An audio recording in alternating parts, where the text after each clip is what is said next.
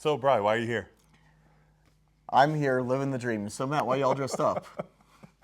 Hi, I'm Matt Fallon, Director of Marist Youth and Young Adult Ministry for our province in the United States. I'm here with Brother Dan O'Riordan, our provincial. Here with Brother Brian Poulin. I'm sitting with Brother Patrick McNamara. We're at Mount St. Michael Academy today for the celebration of the final vows of our brother Luis Ramos. That's why you're all dressed up. That's why I'm all dressed up today. And you maybe will get dressed for the occasion I will be too. dressed up. Yeah.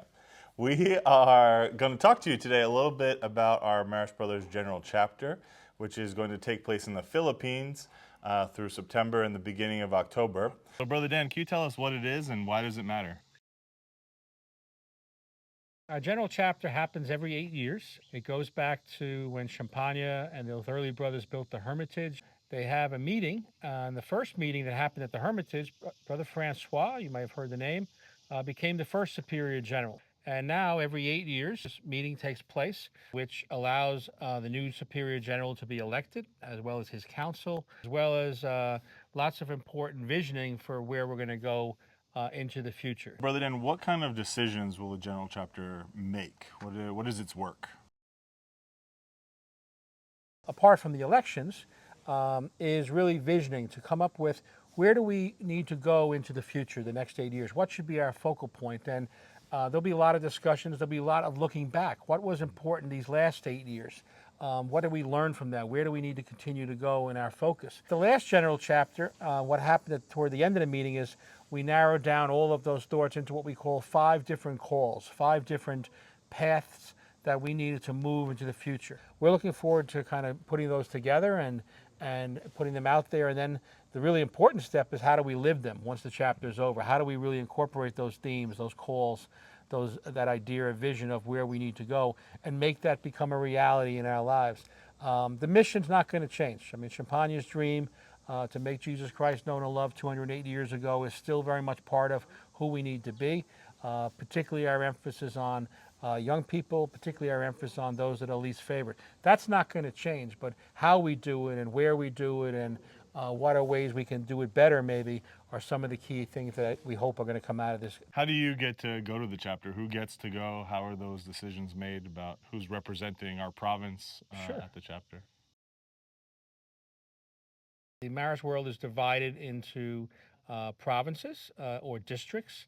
So every province has a provincial. Districts, there are about 4 or 5 Marist districts around the world, which are like smaller provinces. They have district leaders, which serve kind of like a provincial as well. Every provincial and district leader in the Marist world, it automatically goes to the chapter with the current superior general and the council. And each province elects 2 other people, 2 other brothers to represent their province. Each district elects 1 other brother to represent. So those are elected by those provinces or districts to attend the chapter. Our superior general and our council came up with 8 people, lay people, to represent our lay people around the world to be part of the chapter because, you know, really as we move and continue to move into the future, and as we've been doing, brothers and lay together have really are making Champagne's dream lived. And Matt Fallon here is one of those 8 people that was selected by our Superior General and General Council to be part of the lay involvement at this upcoming General Chapter. So it's great that we have representation from the U.S. to lead us in that. Patrick, I'm excited to talk to you a little bit because you've been to chapters in the past and that experience. What's that been like? What's it like when you're there? Let me tell you, I am a dinosaur. In fact, I remember the first chapter I went to was in 1993. Ancient history, last century. And in fact, the people who had been there more than 3 times, they called dinosaurs. And I'm a dinosaur. This is my 4th chapter. Actually, I would have had 5 chapters, but I skipped one. 32 years ago, we didn't have people like you. There was only brothers. And the brothers were all geared up in this. And I'm dressed like this today because we just had a formal ceremony. But everyone was very formal. We all sat in rows. Everyone had their desks. Everything was Robert's Rule of Order, so everything was very strict. You couldn't talk out of turn. You had to lift a card if you wanted to speak. There were 4 languages going at the same time. So if a brother didn't have any other languages, they were really lost. And as time went on, each chapter changed a little bit too. They had, for example, like 2 chapters ago, the Marist Brothers had the great idea of having round tables. So we actually sat around tables and talked to each other. And you didn't need to have a card or be recognized. And there were no Robert's rules. It was more, let's get a consensus here. Let's build a spirit that we know what we're all talking about. More and more the brothers have got to know each other, traveled around the world. Our visitors like yourself have been in a lot of international meetings. So we're pretty familiar with each other, and breaking down the cultural and language and international barriers is very important. This chapter is going to be in the Philippines. The last one was in Colombia. Before that, they were all either in Italy or at the Hermitage, right? That's right. Before that, like the original one, which I was not at, I was not there with Brother Francois, but the original was at the L'Hermitage, and then at the other general houses. But traditionally, a chapter was always held in Rome. What kind of started was our recognizing the international nature of the brothers and the Marist family is that we started to want to move it around the world instead of just meeting in Rome. Brother Brian is one of our Marist brothers from the U.S. who was elected as a delegate to go and represent our province. And so, Brother Brian, can you tell us about this experience? What are you looking forward to? One of the things I'm most looking forward to is I've actually been on the preparatory committee getting ready for this chapter for the last 2 years.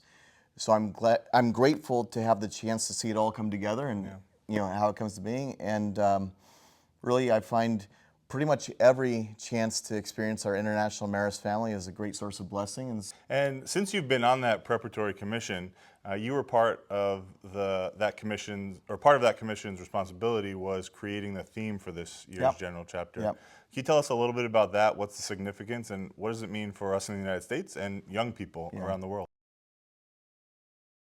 The theme was one of the things we had to do at our very first planning meeting. And what we came up with was Home for All, River of Life. And to anybody who's not making connections right now, that was a call back to the Hermitage. We're celebrating 200 years of the Hermitage this year. And the idea of Home for All, it's both what the Hermitage is and has been for us historically. It's been our home, but it's also meant to be what we should be for each other. Second part, River of Life, very concretely is a callback to the Jia River right there by the Hermitage, which was a source of very practical life functions, whether it's back in Marston's day, getting water for cooking or for doing laundry. I don't know if it was good to drink back then. Maybe it was. I wouldn't do it now. But also, we're very much aware of Jesus being water of life. Are there any things from the themes of the past chapters that have been kind of lived out as you leave there? And what are you hoping that gets lived out after this chapter? Our real sense that I walked away with then was that we were building a global family. Think of the Marist world as something international, global, that we think of a bigger picture, the needs of people all around the world. I really think the call, like with this call this year, it's all about care. One of the things we heard at the last one, bringing care and mercy, the themes of our wonderful Pope Francis and now Pope Leo. How are we going to bring that mercy? How are we going to bring that care, especially to the children and young people on the margins? Every one of us is called to be a brother or a sister to somebody else. We're called very much different, to be global, to reach out to others. And the others have to be beyond our own cities and our own nation. And that's new for us still. Is there anything you want to say to young people listening about maybe how they can support the chapter over the next month, and maybe something that they can look forward to? Like, what does it mean for them coming out of the chapter? What can they look forward to at the end of it? Sure. If you know, in the next month or so, if you can remember this meeting in your prayers, 'cause I really do believe that prayers work, and your prayers are important to us because, as young people, you are the future. And everything we dream about is to incorporate how you can become part of that future and the young people that come after you. So at the calls that we did last time, you know, so many of the things that came out of the last chapter, many of you have been part of. Mission trips to Esopus, our new mission project we started in Kentucky, Lazarus House up in Lawrence. Some of you have gone on mission trips there. There's been lots of things that called us to work with the marginalized. And you know, you've been very much part of that. The Province Green Team was created with our Earth Day weekend, and many of you have helped work and run those events. So we're really excited about what are some of the new things that'll come out of this. And as I've seen and come to appreciate more than ever in the last number of years, is most of the greatest things that happen in our province happen because of you. Marist Youth, the Marist Leadership Camp that happened here in Esopus this summer. So many of the Marist mission assemblies or mission conferences that happen during the year, the encounters. These are the ways that we really live Champagne's dream, and you're the ones that make it happen with Matt and with the other members of the team. But we couldn't do it without our Marist young adults and without young people to believe in that dream and to carry it forth. So we are grateful for you. God bless you as your summer winds down and you head back to school. Know that while we're meeting together, we are thinking of you, and we are praying that you will continue to be part of us, and hopefully you can pray for us too, that we get it right while we're there. Amen. Well, thank you, Brother Dan. And next time you hear from us, maybe we'll be in the Philippines sending you a message. God bless everybody. Thank you. Sweet. Is that all right? No, perfect. Thank you. Light and rivers. Nope, I screwed it up. Easy. Don't worry, I've always linked to Yeah. Homes of light, rivers of life. River of life, homes for everyone. Okay, I'm not going to say that. Never mind. We'll cut that part.